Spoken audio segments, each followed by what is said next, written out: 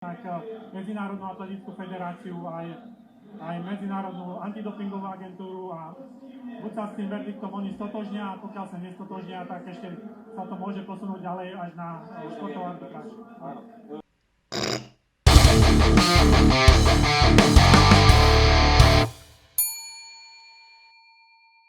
Alors comme j'aime bien passer du temps à lire de la merde sur internet, j'ai décidé de partager avec vous quelques étrons journalistiques que j'ai découverts au gré de mes pérégrinations électroniques. Ouais, si après 3 mots compliqués t'es déjà largué, coupe cette vidéo tout de suite et va regarder un clip d'Aya Nakamura.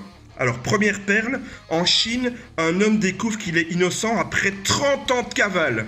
Donc en gros c'est l'histoire de Zhu, un chinois qui a 22 ans à l'époque et qui se retrouve dans une bagarre. Et croyant qu'il a défoncé le gars en face, il se barre en courant.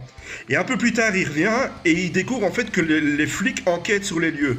Donc le gars, pris de panique, il se barre et il va se planquer pendant 30 ans. Jusqu'en 2020 où, pris de remords, le gars va venir se livrer à la police. Sauf que en fait il n'y a jamais eu de Zhu dans leur fichier. Vous imaginez le gars complètement parano pendant 30 ans qui va faire ses courses déguisé en femme pour pas qu'on le reconnaisse? Et la gueule des flics qui l'ont accueilli. Du genre, ah, désolé monsieur, franchement, on n'a personne à votre nom dans nos dossiers. Par contre, si vous voulez mettre votre cavale au service d'une bonne cause, nous on peut vous coffrer sous le nom de Xavier Dupont de Ligonnès par exemple. Franchement, les Français ils sont pas regardants, même un petit chinois ça peut passer. Non? Ça vous tente pas? Bon bah, on vous laisse rentrer chez vous alors. Allez, Zhu! Alors attention, la suivante elle est costaude. Hein. Attirée sexuellement par des objets, elle se marie avec son attaché-caisse. Alors il faut quand même savoir que cette jeune femme de 24 ans est russe. Alors moi je n'aime pas dire du mal des gens, mais les Russes ils ont quand même souvent les fils qui pendent, hein, faut pas se voiler la face. Donc cette jeune femme a acheté un attaché-caisse d'occasion dans une quincaillerie en 2015, et elle s'y est attachée, pour le coup. Hein. Et elle lui a même donné un prénom, il s'appelle Gideon, et maintenant ils se sont mariés et ils font des câlins. Or moi les gens font ce qu'ils veulent, hein, sincèrement je m'en fous. Hein. Mais vous imaginez la gueule du gars qui va arriver et qui va essayer de la draguer? Ah non, désolé, je suis déjà prise. Et même si t'as l'air d'avoir une jolie poignée, la sienne est beaucoup plus solide. Mais le pire dans cette histoire, c'est que cette fille, elle a un boulot. Elle est institutrice maternelle. Bah bon, positif, c'est qu'au moins, elle doit certainement jamais oublier sa mallette pour aller à l'école. Mais je serais quand même curieux de voir dans quel état se trouve sa trousse.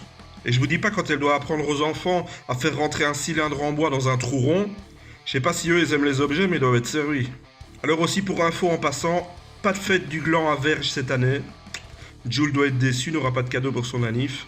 Alors, magnifique aussi, il marche 450 km pour se calmer après s'être disputé avec sa femme. Donc la scène se passe en Italie, et c'est vrai que bon, les Italiens c'est un peu des sanguins, et le gars se fait arrêter à 2h du matin par les flics parce qu'il respecte pas le couvre-feu.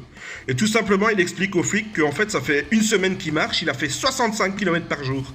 Et quand les flics lui demandent comment il va, il dit « Oh ça va, je me sens bien ». Mais je suis un peu fatigué quand même. Tu m'étonnes. Et le pire, c'est que c'est sa femme qui est venue le rechercher pour le ramener chez lui en bagnole. Je te dis pas l'ambiance qu'il devait y avoir au retour, quoi. Et pour terminer, un classique mais toujours jouissif, il se présente à l'hôpital les parties intimes coincées dans un haltère.